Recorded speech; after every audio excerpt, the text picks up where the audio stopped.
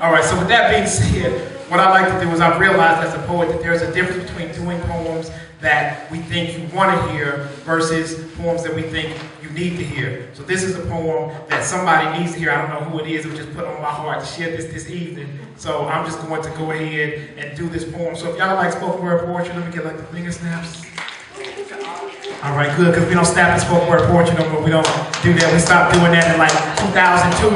So I don't want you all to snap, but if you agree with anything I say in this poem, let me hear you say message. Message. All right, so if you say message, then I know that you agree with what I'm saying. And if you don't agree with it, then just be quiet and we'll pretend like you do. So with that being said, I would like to do this poem. This poem is really near and dear to me because it addresses, you know, an issue that is pervasive throughout the U.S., but I really find it happening a whole lot in Atlanta, so I wrote a poem to address it. This poem is dedicated to all of the women who are in dedicated long-term relationships with single dudes.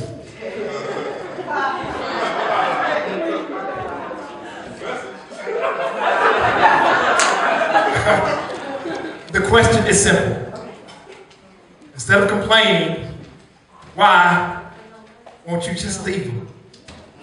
Instead of... Hey, you don't even need me before.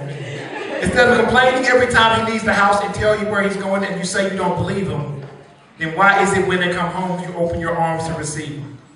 And if he told you he didn't want to be in a relationship, why did you do everything you can to retrieve him, told him he was a stranger in your house?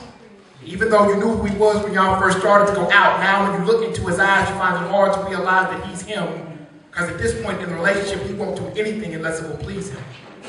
And despite his indiscretions, you tell your girlfriends that you would never leave him, which leads them to say that you're taking your sense of self-pride and committing suicide, or what us men like to call relationship treason. Because love is war, nobody's ever been able to play both sides. So I wonder why she won't just leave him. I mean, it's not like she doesn't have a good reason. Her mother always told her, if a man wants something bad enough, he will do whatever he can to get it. So if his actions aren't in line with her words, I don't know why she won't just say forget it with others. We all know that a woman can hear the exact same thing and process it completely different. You see, a woman, when she wants something bad enough, she can take something that isn't and convince herself that it is it. Take a square peg, push it into a round hole, and convince those around her that it fitted. But is she really to blame? Because if these lanes put y'all in that situation again and again, you have no choice but to think that we are all the same. More concerned the way your hips turn than trying to learn your name is a shame. That now you figure you got to get with any dog and hope he's tame. Otherwise, you will end up leaving this world much the same way you came, and that's alone. And I wish that I could tell you that you're wrong, but you probably have a couple of female friends who've already suffered that same fate. So now you've been led to believe to get with the dog with the least amount of leads before it's too late. But I'm telling you, if you do that, you're only setting yourself up for more complaints because deep down inside you know that dude doesn't make a good mate because he can't relate to the difference between love and affection. Sweet rubs and caressing are hard on and an erection, and I know you claim to love him. You want to try to take the time to teach him those lessons. But in turn, he says he has no interest in trying to learn because doing so will make him feel less than a man. Completely dismissing the fact that if he did so, it would make you feel more like a woman. Simple things like opening a door before you go in. So then you start to rationalize, well, girl, that's just the way he is. That's how he was when I met him. So anything he wants to do, she lets him. Goes to her girlfriends, complains about how much she detests him, but won't leave him. Allowing something to occupy her lifetime when it was only meant for a season. See, when you're holding on to something that doesn't want to be held, when the man that comes along for you that's meant to be, your hands are full and you won't be able to seize him. But believe when I tell you that there are other women out there that sees him so. You're going to miss out on something that was meant to be. Then holding on to something that never was shouldn't be the reason. You see, there's a difference between trying to compromise and being complacent. So when faced with a situation, you have to tell the difference between the two, can you? There's a reason that a standard is called a standard.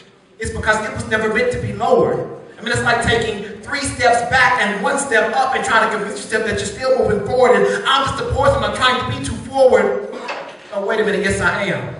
Because sometimes you have to raise your voice when the volume of choice is the silence of the lamb's ladies. How do you expect a man to act like he cares when he looks at how you walk, talk, and dress? It seems like you don't give a care.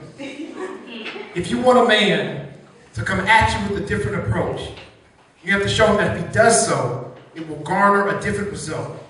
Because if the dude that is trying to get to know you gets the same number as the dude that's only trying to hit, then at the end of the day, who's willing to blame that is all you end up with. And let's not blame how quickly a man might be trying to get you to be intimate, because I know that most women have this sense of self-respect and you want to make a man wait, and that's okay. But let me state that if you're not doing anything differently after the first 3 months than you were doing after the first 3 dates, it's going to take you a whole lot more than 90 days and some good loving to make a man stay. It just doesn't work that way. You see, the same 5 minutes that you all are deciding whether or not you want him to lick you all around, that dude deciding once he does if he's even going to stick around. So I shouldn't ask you why you won't leave him. You should ask yourself, why am I staying? How do you expect to find the man that was meant for you if your actions are in line with what you're praying? And I'm just saying, I didn't write this for your idea of a good relationship. I'm just losing patience with those who think there are no good men when it's them that are on the complacent. Instead of stopping and trying to figure out what might be wrong with you. You were quick to say that there are no good men, by Steve Harvey's going to let him tell you what to do. I mean, it's true.